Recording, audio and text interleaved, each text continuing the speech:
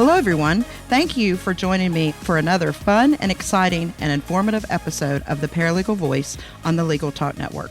I am Jill Francisco, an advanced certified paralegal, immediate past president of NALA, the Paralegal Association, and your host of the Paralegal Voice. I have over 23 years of paralegal experience, and I'm so excited to share my knowledge and enthusiasm for the paralegal profession with you. We have an awesome guest for today's show, but before we welcome him, we'd like to thank our sponsors. Today's sponsor is ServeNow. ServeNow is a nationwide network of trusted, pre-screened process servers. Work with the most professional process servers who have experience with high-volume serves, who embrace technology, and understand the litigation process. Visit servenow.com to learn more. We would also like to thank Legal Inc. Makes it easy for paralegals to digitally automate tasks like business formations, corporate filings, and registered agent services nationwide. Visit legalinc.com/podcast to create your free account today. Thank you to NALA, the Paralegal Association. NALA is a professional association for paralegals providing continuing education, voluntary certification, and professional development programs. NALA has been a sponsor of the Paralegal Voice since its very first episode. And thank you to courtfiling.net. E-file court documents with ease in California, Illinois, Indiana, and Texas. To learn more, visit courtfiling.net to take advantage of a free 30-day trial. So I am so excited today to welcome to the show Marc Williams. He's a managing partner of the West Virginia office of Nelson Mullins. He handles complex cases nationally in an array of litigation areas and has tried more than 100 jury trials and appeals in state and federal courts throughout his career.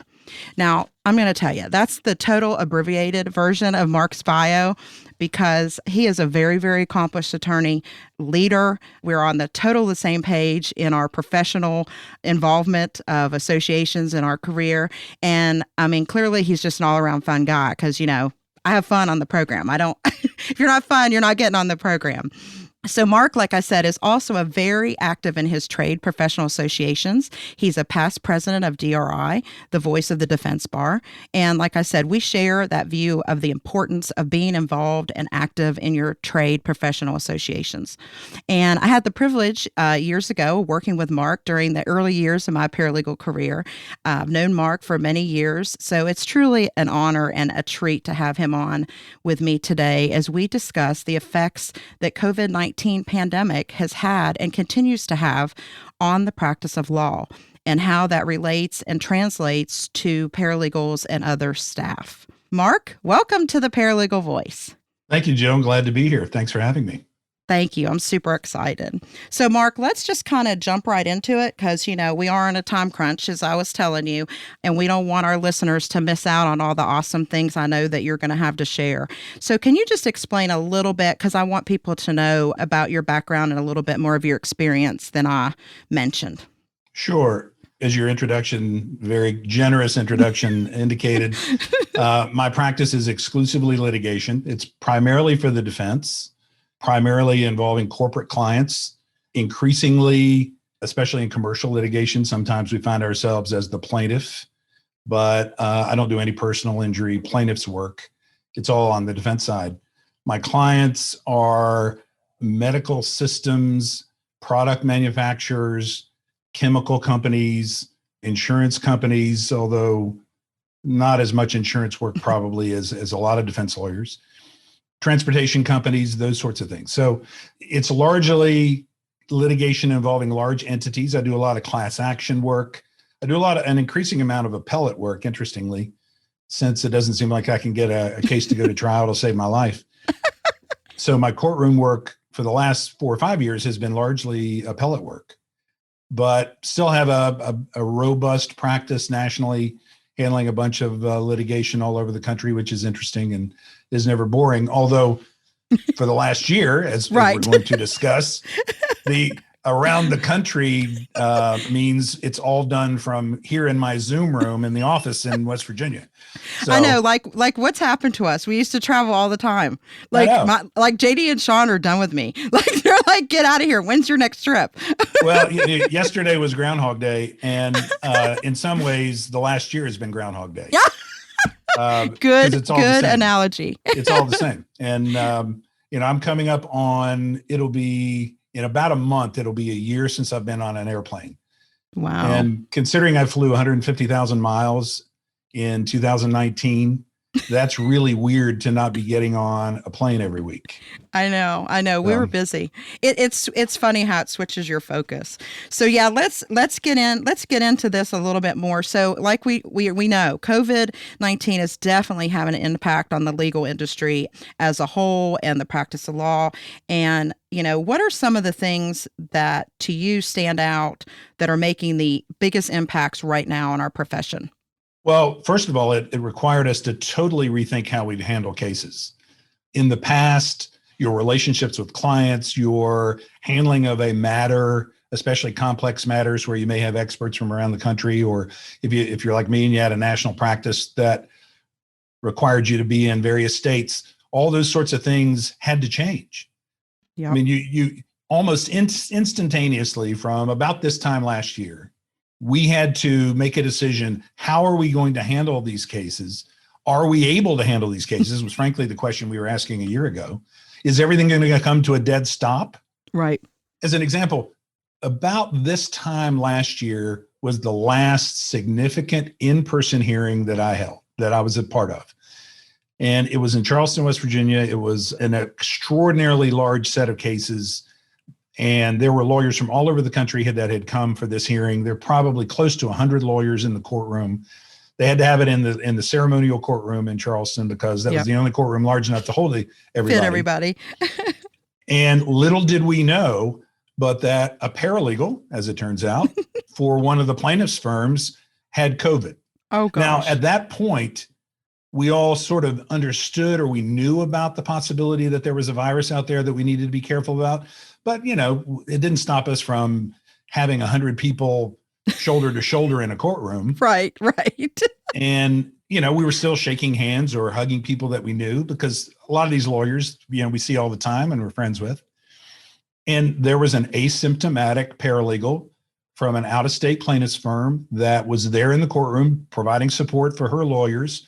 Oh, gosh. And she didn't realize that she had the virus. And there were several people who tested positive after that. And we suspect probably because she transmitted it. But right. At the time, nobody knew. No one knew. Now, after that, there was a sort of a transition of, well, what can we do? Do we have to not be together? Should we be careful about being together?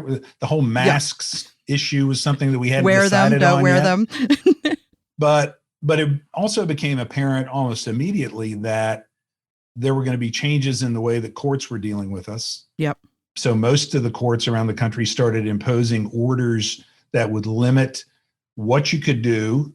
It created problems with especially firms that had corporate clients because a lot of the clients, especially if they were product manufacturers of some kind, they weren't able to move product. So they wanted their cases put on hold to the extent possible to try to save money. So there was just a tremendous amount of uncertainty. Yep. And what happened was that it ended up forcing all of us in law firms around the country to reach an understanding of how we were going to do this, how we were going to proceed with these cases, and frankly, embrace some things that maybe we weren't willing or prepared to embrace prior to that. Yep. And technology played a huge part in that. And I'm sure we'll talk more about that as we go forward. But, just if you think about all the things that are a given today that we never thought about then. First of all, who had heard of Zoom before January of 2020? Right. I mean, we had the technology. I always say that. We had the technology. We just never used it. I'm sure you do the same thing. I have quarterly, thing now with my friends, friends in Florida. And I'm like, why didn't we do this before? We could have. We just didn't use the technology. Well, I mean, we all had conference calls. We all spent way too much time on conference calls, especially, like when we're involved in professional organizations, they sort of exist on conference calls because you get people from around the country that are trying to get involved. And it was one of the friends I used to tell my kids, they're like, well, what does dad do? Well, dad talks on the phone. That's what he does. He talks on the phone all day. Constantly. Like, that's it? You talk on the phone? I'm like, yeah, that's pretty much it. I talk on the phone. But now I talk on Zoom. So it's just a more sophisticated version of the same thing. It is amazing. And I like how you mentioned that things that, we are going to have to embrace. I mean, we had to embrace. I mean, I think if you were going to still be successful and still maintain, do your job for your clients, I think that you had to embrace it. And I think it's definitely stuff, I like what you said, that it was stuff that just you wouldn't have done before. I mean, I just think I compare the working from home or working remotely. I mean, think about how law firms and whatever companies, not just law firms, but companies, whatever, would have never allowed that. And now they've seen it over the months. I mean, I hope this is the case, that it's just as productive, some cases more productive. Staff's happy, workers are happy, I don't know. But I just think that you would have never maybe seen that. You would have only had a select small, cluster of companies and places that were given that a go before this. Yeah, I would like to think that I was progressive enough to say that I understood that people working from home could be as productive as if they were at the office.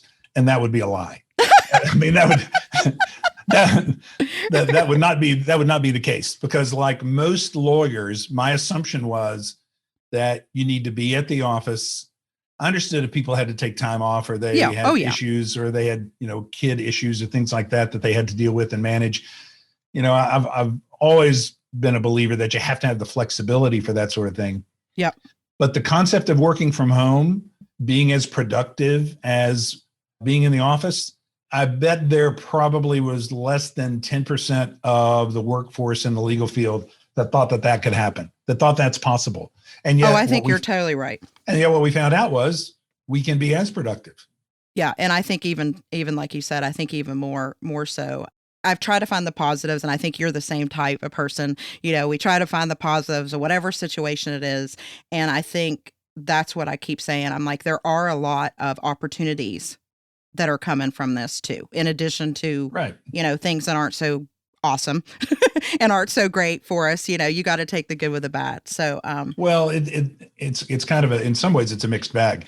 On the one hand, working from home is easier. On the other hand, working from home is always there. And it's true. When you leave the office and go home, then you've gone home. When you get up from your computer at home and go into another room and walk back into that room, the computer's still there. Right. So essentially your work never leaves you. And one of the things I had to remind my staff, and another thing that we can talk about, is the need as a manager and a leader to try to be more engaged with people who you're not seeing in the office every day. Yep. But one of the things I had to remind them was, you got to get up and go outside. You got to get away from the laptop and do some things for yourself. Yep. Every day, it's a good balance. You need to make a commitment to, I'm going to go walk outside. I don't care if it's 30 degrees outside, or I'm going to go make something for myself. I'm going to go cook, or I'm going to go read a book, or I'm going to go play with the kids or the dogs, whatever it is that can remove you from work so that you're not constantly at any point when something isn't happening, you're not in front of the computer looking at emails. Yeah. And I agree with you that. And it's funny because I had to kind of do that too, because we all were thrown into it. And I remember thinking, well, I want to be there all the time because I don't want them to think I'm not working, and it's like, you have to find, it's like, okay, I'm still getting the tasks done. I'm still doing them. It's just, you just have that thing about, well, I want them to know I'm here. I'm always online, Right. But anyway, well, Marc, before we move on to our second little segment there, and we talk about things that are needed, I don't want the listeners to miss. Let's take a quick commercial break and we'll be right back. NALA members receive exclusive content such as the Paralegal Utilization and Compensation Survey Report, access to a members-only collaboration site, discounts on office products and car rental, access and preferred placement on a web platform for paralegal contract jobs, and access to the member-only Career Center. NALA members also receive discounted education and products. Join NALA today and become a part of our community. Learn more at nala.org. Today's episode is brought to you by Legal Inc. Legal Inc. is empowering paralegals to embrace their inner legal rock star by automating the everyday tasks that hold them back. Through their free dashboard solution, paralegals can quickly and easily automate services like business formations, corporate filings, registered agent services, and more. Visit legalinc.com to create a free account and check out legalinc.com/podcast for a chance to win Legal Rockstar swag. Welcome back to the Paralegal Voice. I'm Jill Francisco, and my guest today is Marc Williams. And today we are discussing the COVID pandemic and how it has had some effects on the practice of law.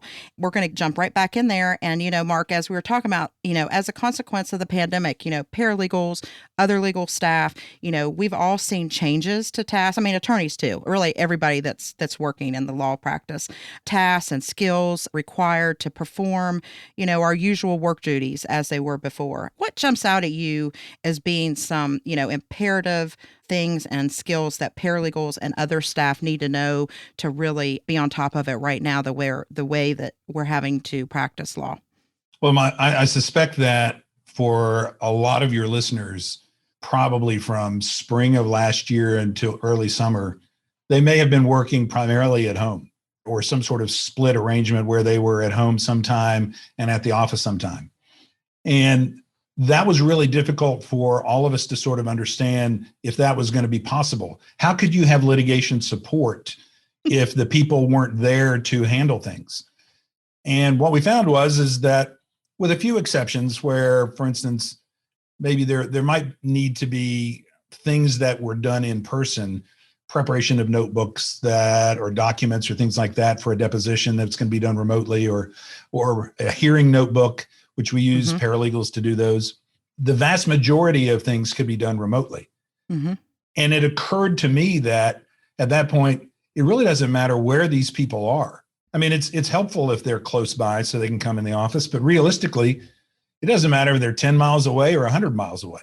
Right. And so to that extent, it provided some flexibility in terms of staffing that made it a lot easier, I think, for the paralegals that work, at least on our team. And our firm is divided into teams. And in my team, which is primarily made up of people from the West Virginia office, but also has people from Columbia, South Carolina, and Charlotte, and will soon be from the Washington, D.C. office.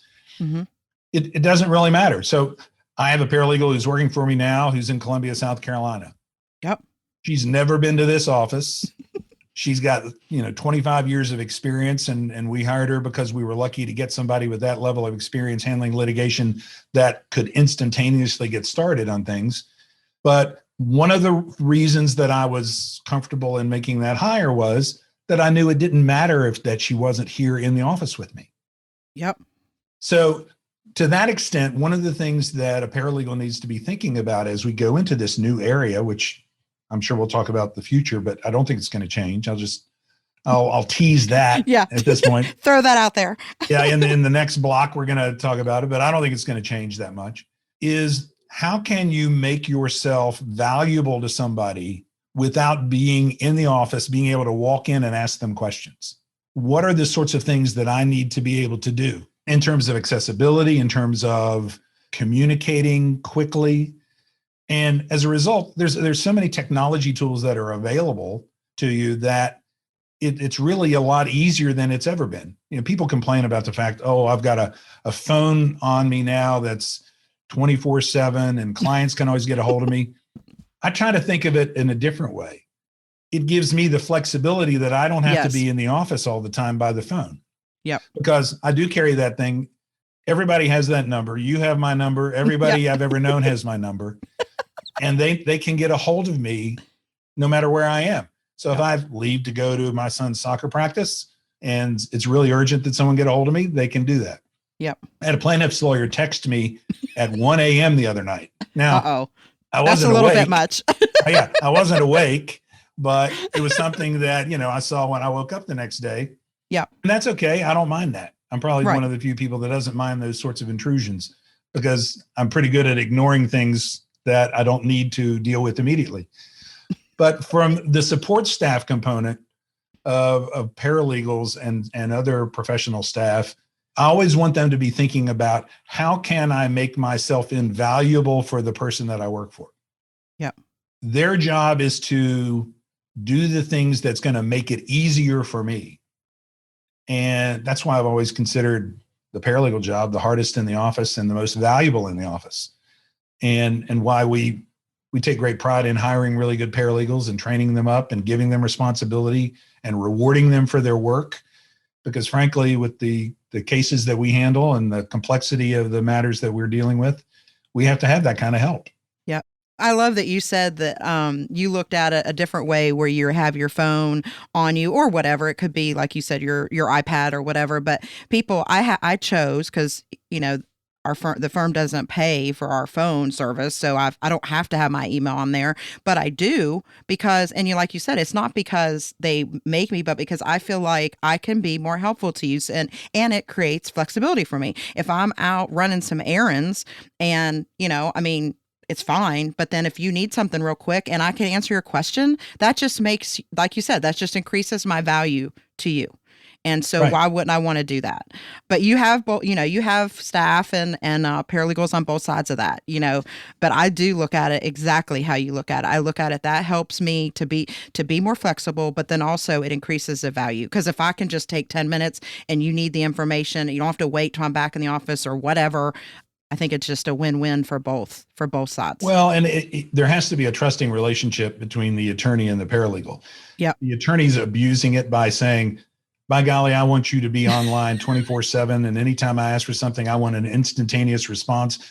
Well, one, that's unrealistic. And two, that person's not going to work for you very long. Right. And, right.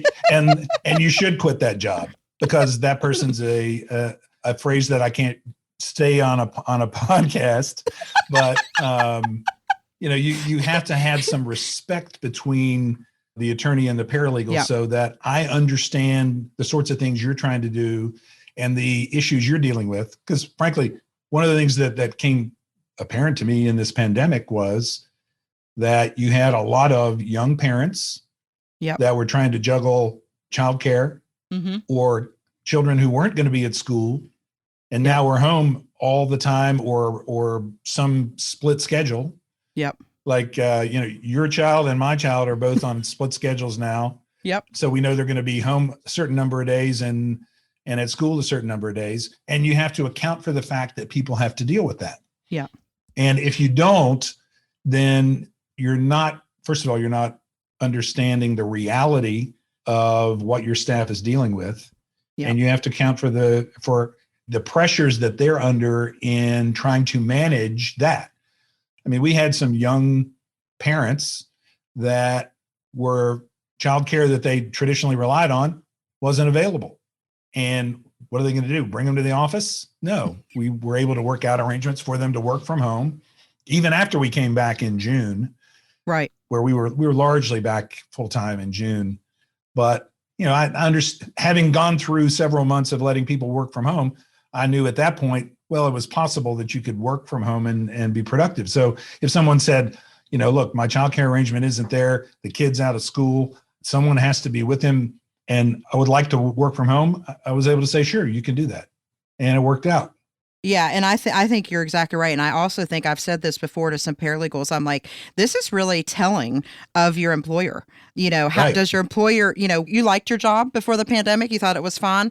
Oh, how did they treat you during this? What was really the reaction? And like you said, things that are beyond my control, I can't help that no matter how committed I am to my work. And I think that it was very telling for some. So, maybe some will be looking for other jobs, and then some may, really step up their game and just be even more, dedicated and loyal because they've seen their employer really, step up for them. So. Well, and I think most firms are going to have an understanding, whether it's a small firm or a large firm like we work for, they're going to be understanding that there is a difference, that things that they may have anticipated a year ago as being problematic are not necessarily so. Right. I mean, I get much in the same way that we were talking about technology, that no lawyer wanted to be forced to take a deposition remotely. No. Because it was always, I have to be across the table from the witness. I have to be able to look them in the eye and, be able to see their soul. Well, then when all of a sudden that wasn't possible, it's like, oh yeah, okay. I can do it over Zoom. Yeah. And then you do it and it's great. Yeah. And it works out fine. Once you've done it 10 times and you learn how to manage documents over a computer, it's fine. It's fine. It's not that big a deal.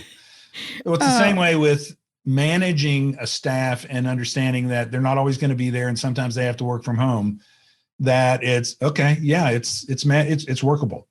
And if you've hired correctly, if you've made the right hire and you've trained them the right way, it's going to be as fine if they're working from home than if they were in your office. Yeah. And I still say, and I tell this to people, I still say, hey, I feel like, and obviously there's an exception, but I feel like if you're a good worker in the office, you're going to be a good worker at home. If you were slacking already, you're just going to slack some more at home. That's right. The slacking will probably increase at home, but I feel like if you're a good worker, you're going to still be a good worker.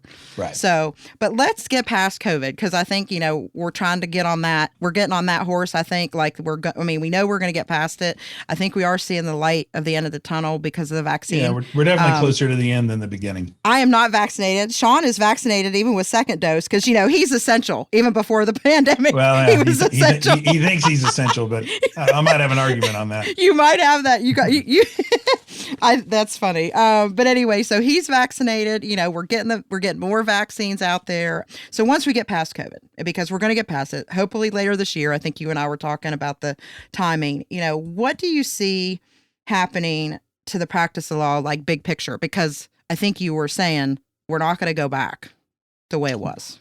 I don't think we are. And I base that not on my crystal ball, which is not very effective. Malfunctions at times. Yeah. You look at my selection history on Super Bowls, it's very, very, very foggy. But it's from talking with clients primarily. Yep. And clients have come to realize that the way the practice of law has changed over the last year is more efficient. Yep. And is leveraging technology in a way that was always possible, but which we were reluctant to do for the reasons that we talked about. Yep. It was only when we were forced to use Zoom and other similar, whether it's, WebEx or Blue Jeans or Teams, whatever. Yeah. Only when we were forced to use that did we realize how flexible and convenient it was. 2 years ago, I flew to the West Coast for hearings more than 20 times, twice in 1 week. Flew to the West Coast, came back, had a hearing in West Virginia, then flew back at the end of the week. It was crazy. Yep. Now you just have them by Zoom, or, the California court system has adopted Blue Jeans, which is a Verizon product, which is very similar to Zoom, but very easy to use. Yep. And I was sitting in a hearing with a judge in Oakland, California, plaintiff's lawyer in San Francisco, plaintiff's lawyer in New Jersey, me in West Virginia. And it was just like being in the courtroom. Yep. There was no difference. And at that point, I realized this is not going to change. So in the course over the last 6 months or so, I've been talking with clients about, what their expectations are going forward. And universally, they've said, we're not going back. Yep. So for instance, mediations, you're not going to be able to get a client to fly from Chicago to wherever the case is being mediated because the court requires somebody to be in person. They'll be done remotely. It'll be a lot easier to schedule. It'll be a lot easier to manage. And frankly, the technology is only going to get better in terms of bandwidth and the products that are available. Yep, Zoom's going to be more sophisticated. Teams is going to get better. Yep. And it's going to make it easier to do that. And I think the same with judges and how they manage their docket. I think most hearings will be done remotely. There will still be some judge that'll insist on everybody being in person, but I think that's going to be the exception. And I think depositions are going to be the same. Yeah, you're right. And the cost, which you know how it is, bottom line, that's going to be hard to argue. Right. Well, especially when you've done a good job, like you've had a mediation, it's been successful. Even I'm not saying successful as in terms of it's settled or whatever your result, but successful as the process. You've been successful. You could do it. Yeah. I mean, we've done 115 depositions or so just a few remotely. over the past year. And, it takes some getting used to. It's not as easy as just handing the witness the document and asking them to look at it. But after about 5 or 6 of those, it's really no difference. And frankly, if a client were to ask you, why do you need to go? Why is it so important that you fly to Texas to do that expert's or Florida to do that expert's deposition? I think most lawyers, if they were honest, it's gonna be difficult for them to justify it. Yep. I think you're right. I think you're totally right. And the clients aren't going to want to pay for it. So one of the things I think that we're going to see as a difference is that clients are going to adjust their billing guidelines for those of us that do defense work for companies. And the billing guidelines are going to set forth that the presumption is going to be that things are done remotely. It's only going to be in a rare circumstance where you can make a showing of a significant advantage for why you have to do it in person. Now, if the judge says, I want the people there in person, you show up in person. Yeah, right. I mean, that's, you don't have any choice on that. Right. But when you're talking about mediations or depositions, arbitrations, those are all going to be done remotely, I suspect, just because it's so much more efficient. And the corollary to that for a paralegal is going to be, and really this is the same for lawyers too, doesn't matter where you live. You can live where you want. And if I find somebody who's talented and can advance the ball on my cases and is helpful to me, it's not going to matter whether they're in West Virginia or Charlotte or living at the beach. Yep. Yep. Yeah. And again, that's one of the positive opportunities that I was saying. That's something that's almost like a perk. I mean, that's been think brought about that. to the If forefront. You could live anywhere you wanted. And I remember a lawyer that I dealt with back in the 90s who flew all the time when we were handling the Ashland oil litigation. Oh, yeah. He flew probably 250 days a year away from home. And it was headquartered in Atlanta, but he never was there. And he said that he decided, why do I need to live in Atlanta? I'm never there. So he decided he was going to live at the beach. But he picked a beach location that was close to a reasonably good airport so he could get to where he needed to be. And he would just fly to wherever he was going and then fly home and be at the beach. Well, why not? And he was all set. Yeah, well, that was 30 years ago. But now we're all able to enjoy that because realistically, it doesn't matter where we live. You're right. All right. Well, before we move on to our last little thing that we're going to talk about, we're going to take a short break. So we'll be right back. Looking for a process server you can trust? ServeNow.com is a nationwide network of local pre-screened process servers. ServeNow works with the most professional process servers in the industry, connecting your firm with process servers who embrace technology, have experience with high-volume serves, and understand the litigation process and rules of properly effectuating service. Find a pre-screened process server today. Visit www.servenow.com. This episode of The Paralegal Voice is brought to you by courtfiling.net, your solution for electronic filing in California, Illinois, Indiana, and Texas. Courtfiling.net provides a better e-filing experience so you can spend more time helping clients. Because they know that work sometimes happens after hours, courtfiling.net offers 24/7 phone, email, and chat support. Visit courtfiling.net to receive 30 days of unlimited free electronic filings and see how you too can e-file court documents with ease. Welcome back to the Paralegal Voice. I'm Jill Francisco, and my guest today is Marc Williams. And before the break, we were wrapping up our discussion on the changes and the tasks and the skills and the things that paralegals and other staff, need to be aware during the pandemic because, as Marc and I think, both agree, we're not going to be going back to how we practiced before the pandemic occurred. So let's try to shift gears just a little bit and let's talk about so we're going to prepare for the shift in the practice law because as you said, Marc, it's definitely going to happen. How can paralegals be prepared for the new normal? I think we talked about being accessible, doing the things that will make you valuable to your attorney and to your employer. But what else do you think that we can really get ahead of on that? Well, there's one thing that I wanted to be sure to mention, and this is not pandemic related, but it reflects the change in the profession.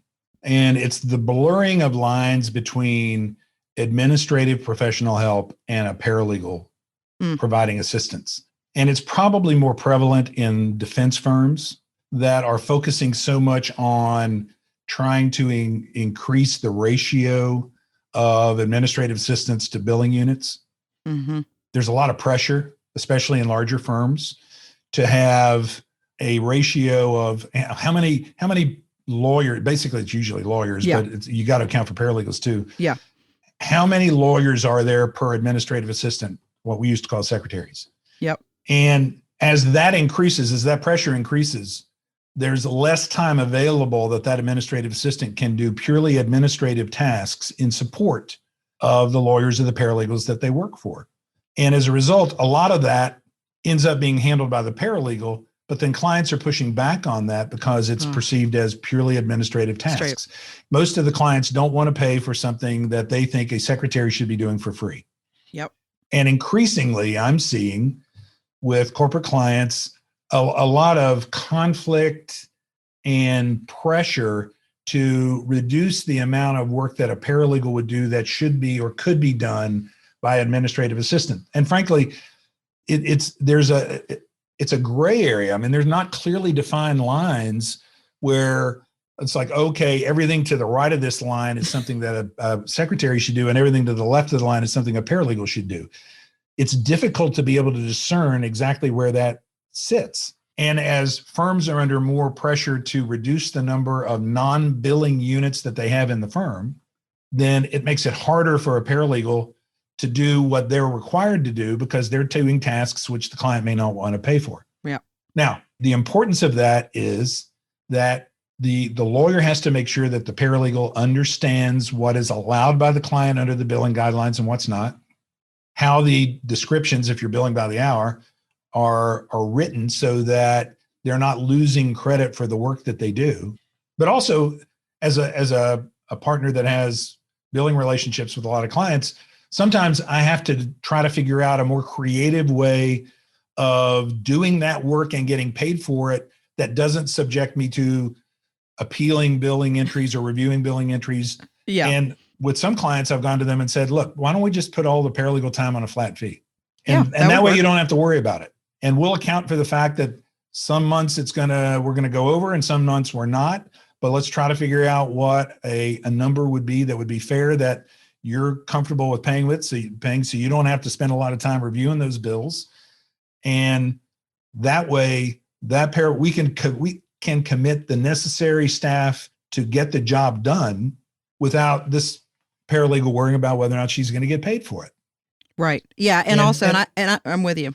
And that's been somewhat effective, but I think you're going to see more of that as we go forward because of the pressures that these clients see. Yeah, and I think also it goes with the new ways of doing those things. Like you said, then the paralegal's adjusting, everybody's adjusting because there are new tasks. And there's also tasks that you had to do that you don't have to do anymore, or there's new tasks that have come along. And the thing is, like as a paralegal, it's like, what our rule, what did it used to be? Don't do anything you can't bill for.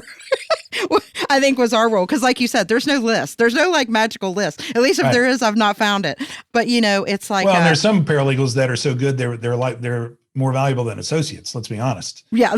I mean, if you have a paralegal who's worked for you for 20 something years, yeah, they probably know more about practice of law than a new associate who just passed the bar. Right. Yeah. Yeah. I know. That's and funny. You have to appreciate that. And you have to take the care and feeding of the staff who are so integral for your success is important as a lawyer.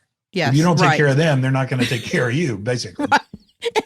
And that's not going to go. That's not going to go. But what I was going to say too, it's like I get in the habit now. Like I see this more. Like I'm doing the substantive task that the attorney has asked me to do, and then there's, like you said, some of those gray areas. Portions, like doing the whole task, like, drafting something and then maybe e-filing it, preparing the exhibits, redacting. I mean, there's all these little components on something. And it's like, to me, it's more problematic to say, okay, the client is not going to pay for this one thing here. I'm just going to, get this flow because, it's like, you don't want mistakes. That's what I always worry about. Then something gets missed, something gets, because you're just you can't complete the whole task. So I think that's a pressure that paralegals on. And I agree with you that it's hard sometimes and that they're changing. Well, especially as courts require more things like filing in certain ways with e-filing, redactions that have to be done in certain ways. Otherwise, you can get in a lot of trouble if the redactions aren't done correctly.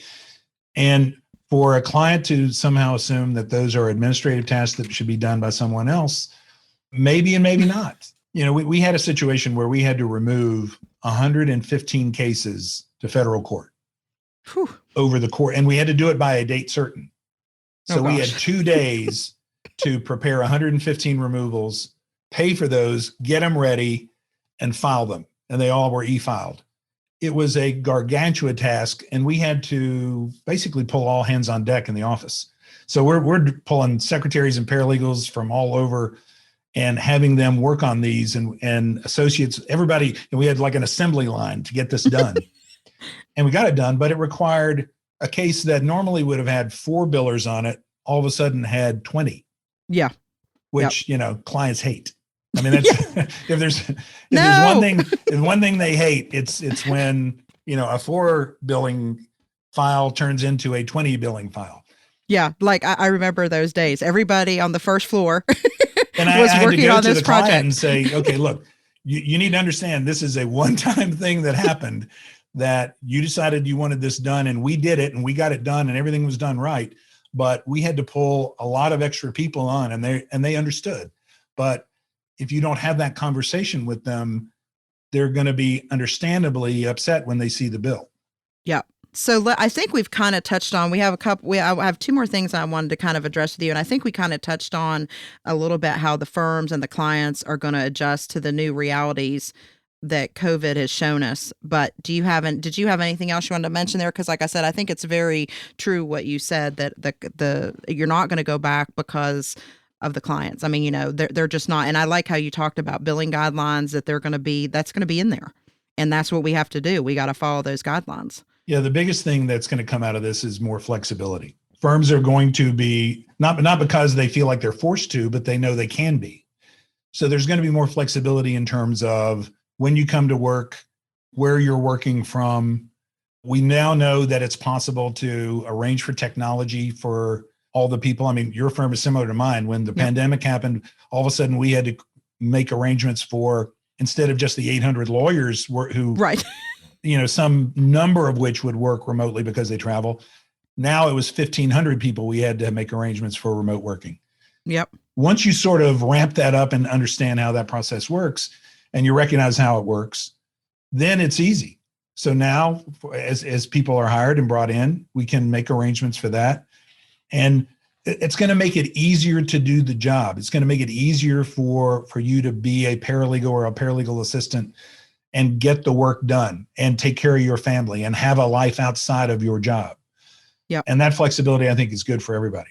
Yeah, and I think it's good for the profession. I did one episode about remote working because I felt like it was imperative when we were deep in that, because, you know, myself, I was thrown into it. I had never, you know, worked from home.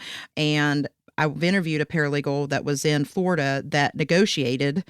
She had left this firm because of a hour, you know, one-way drive, so 2 hours round trip drive, and she took another job. She couldn't deal with it anymore, and they wanted her back because of what you said, skill-wise, helpful. She was an awesome employee, and then that's part what she negotiated. She went in the office 2 days a week, so she had been doing it for I think 6 years, and the one thing that resonated that she said to me on our show, of all the tips and tricks, you know, she was giving me that kind of information which we needed, but that she said, "I'm just happier."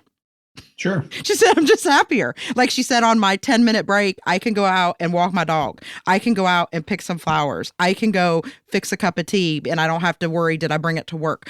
Just happier. And I believe, and I'm sure you agree, that translates into goodness for the employer. That's right. And if you make that flexibility available for your employees, you will reap the benefits from it. It requires training. It requires engagement. I have to engage with my people more working remotely than if I was seeing them in the office. So we would have Zoom calls where we didn't talk about work, where we were just talking about what's going on and how things Catching were. up. Yep. All those sorts of things had to be done in order to make sure that they understood that we cared about them. But also I wanted them to reach out to me if there were some things going on in their life.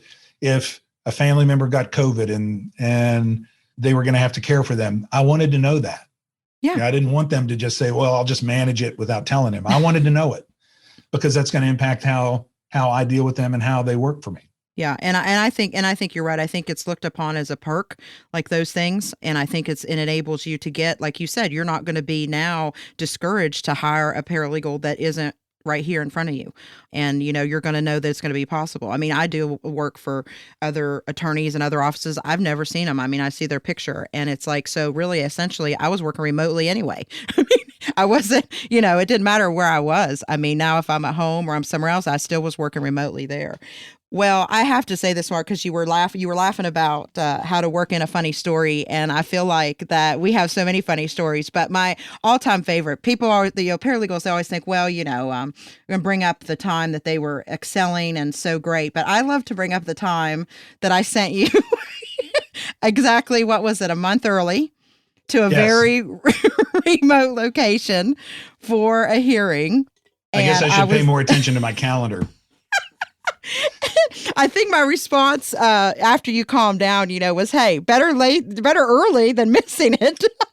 Well, when I show up and it's like, there's no one here. And I go into the judge's office and the secretary looks at me and she's like, what are you doing here? I'm like, I'm here for a hearing. She goes, no, we don't have any hearings today. Judge isn't even here.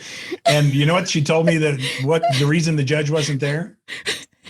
She said it was knife trading day. Oh, gosh. She goes, Judge ain't here. It's knife trading day. Like I should have known that. That is what you get in some rural West Virginia locations. Of course, it's knife trading day. What was I thinking? But I always remember that. And I think that you instilled on me to check my calendar, keep my dates straight. I don't think I've done something like that since. But no, I enjoyed working with you when we were in the same office. I mean, I like you for a lot of reasons, but one, I said, I love your love as you share with mine for the professional associations. Well, I'm really proud of you and what you've done with NALA. I mean, for you to be the president of NALA coming from West Virginia is really cool. And the fact that you do this podcast, which is so well done, I might add, although this might be the exception. This might be the one now. This might be the one you just throw on the shelf and say, maybe we'll just skip that episode.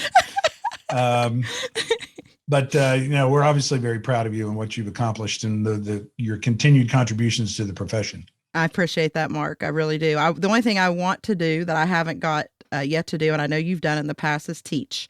I was all set to teach at Mount West and then pandemic.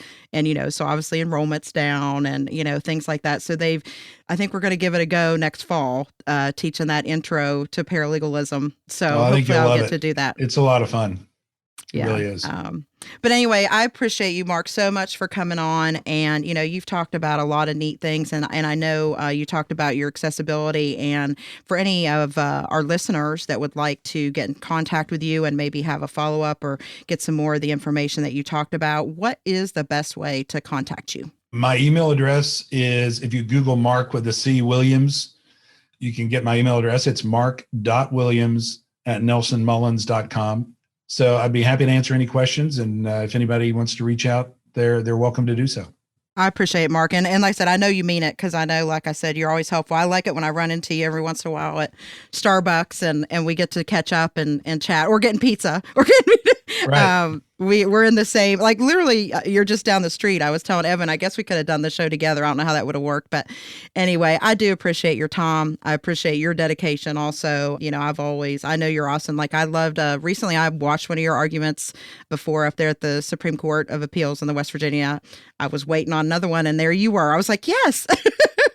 And it's awesome. You do a great job. You've done that. And like you said, it is surprising that you're doing a lot more of those, but trial time is down, so that makes sense. Well, it's just nice to be in the courtroom, and I've always said that oral argument on appeal is about as much fun as a lawyer can have. So, I think you're right on that. But anyway, I do appreciate your time today. I appreciate you coming on. So, thank you so much again for joining me. Oh, glad to be here. Thanks for asking. And also thank you to all our listeners who joined in today. And if you have any questions or comments for me, please contact me at jfrancisco@logical.com. I hope you will join me for a next episode. I'm Jill Francisco, signing off for the Paralegal Voice. The views expressed by the participants of this program are their own and do not represent the views of, nor are they endorsed by Legal Talk Network, its officers, directors, employees, agents, representatives, shareholders, or subsidiaries. None of the content should be considered legal advice. As always, consult a lawyer.